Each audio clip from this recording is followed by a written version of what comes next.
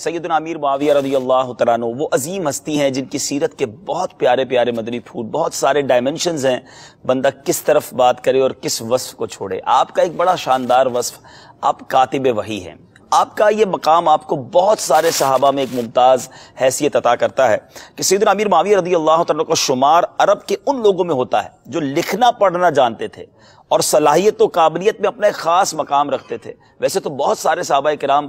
کاتب کتابت کرتے تھے، جس میں چاروں خلفائے راشدین بھی یہ کام کرتے تھے، مگر علماء فرماتے ہیں کہ حضرت امیر معاویہ رضی اللہ تعالیٰ عنہ اور سیدنا زید بن ثابت رضی اللہ تعالیٰ عنہ صرف اور صرف وحی لکھنے پر مامور تھے، یعنی جو قرآن ہم تک پہنچا ہے، جو اللہ تبارک و تعالیٰ کے احکامات ہم تک پہنچے ہیں، اس میں بہت بڑا یوں سمجھیے حصہ حضرت امیر معاویہ رضی اللہ تعالیٰ عنہ کا بھی ہے۔ نبی پاک علیہ الصلوۃ والسلام نے آپ کو یہ مقام عطا فرمایا کہ جو وحی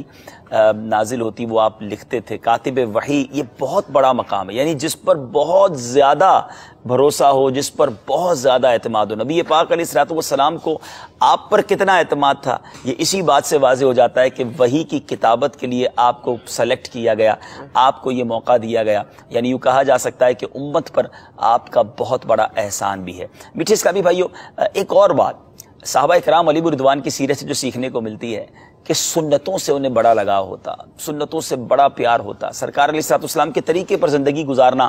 اپنے لیے بہت بڑی سعادت سمجھتے، اور نبی پاک علیہ الصلوۃ والسلام بھی سنت پر عمل کرنے والوں کو کیسی کیسی بشارتیں عطا فرمائی۔ پیارے آقا علیہ الصلوۃ والسلام کی وہ حدیث پاک تو بہت مشہور ہے نا، جس کا خلاصہ یہ ہے کہ جس نے میری سنت سے محبت کی اس نے مجھ سے محبت کی، اور جس نے مجھ سے محبت کی وہ میرے ساتھ جنت میں جائے گا۔ اب جنت میں جانا نبی پاک علیہ الصلوۃ والسلام کے ساتھ کون نہیں چاہتا، مگر سنتوں پر عمل ہمارے پاس کتنا ہے۔ حضرت امیر معاویہ رضی اللہ تعالیٰ سنتوں سے کس قدر پیار کیا کرتے کہ آپ جب اپنے زمانہ خلافت میں حج یا عمرے کے لیے تشریف لائے اور مدینہ منورہ حاضری ہوئی تو اتباع سنت کے جذبے سے شہدائے احد رضوان اللہ تعالیٰ علیہم مجمعین کے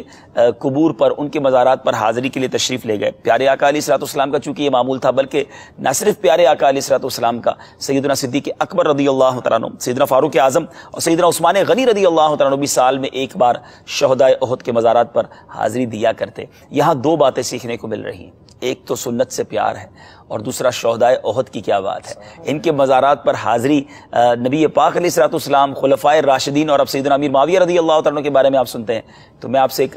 گزارش کروں گا، نیت کر لیجئے جب بھی مدینہ منورہ جائیں گے نا، انشاءاللہ اللہ تعالیٰ بار بار حاضری عطا فرمائے، تو زیادہ سے زیادہ ایسا ہو کہ روزانہ ہی سید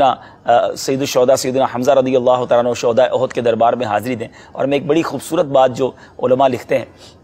کہ شہدائے احد اور خاص طور پہ سیدنا حمزہ رضی اللہ تعالیٰ عنہ کی شان یہ ہے کہ جو ان کو ایک بار سلام کرے ان کے مزار پر جا کر، یہ قیامت تک انہیں اب سلامتی کی دعاؤں سے نوازتے ہیں۔ تو اب اور کیا چاہیے ایک ظاہر کو کہ صحابہ کرام کے قدموں میں جا کر انہیں سلام پیش کر دے اور پھر ان کی دعائیں ملتی رہیں، تو ضرور ان کے مزارات پر جانا چاہیے۔ اور ایک خوبصورت بات یہ بھی سیکھنے کو ملی کہ مزارات پر جانا یہ سنت سے ثابت ہے، یہ صحابہ کا طریقہ ہے۔ تو اگر آج بھی کوئی اللہ کے نیک بندوں کے مزارات پر اچھے انداز سے صحیح معنوں میں حاضری دیتا ہے تو اس پہ کوئی حرج نہیں ہے۔ البتہ ایک بات کی وضاحت بھی کر دیتا ہوں کہ یقیناً مزارات اولیاء پر کچھ ایسی خرافات اور کچھ ایسے غلط کام بھی ہوتے ہیں جس کا اہل سنت سے کوئی تعلق نہیں، بلکہ الحمدللہ امام اہل سنت مولانا شاہ امام احمد رضا خان رحمۃ الرحمان نے مزارات کو پر کس طرح حاضری دینی ہے یہ بھی تحریر فرمایا، اور جو غلط کام ہے اس کی رد میں بھی، ان بدعتوں کے رد میں بھی امام اہل سنت نے قلم اٹھایا، اور آپ کی دعوت اسلامی نے بھی الحمدللہ یہ بیڑا اٹھایا ہے۔ ہماری ایک مجلس ہے جس کے ذریعے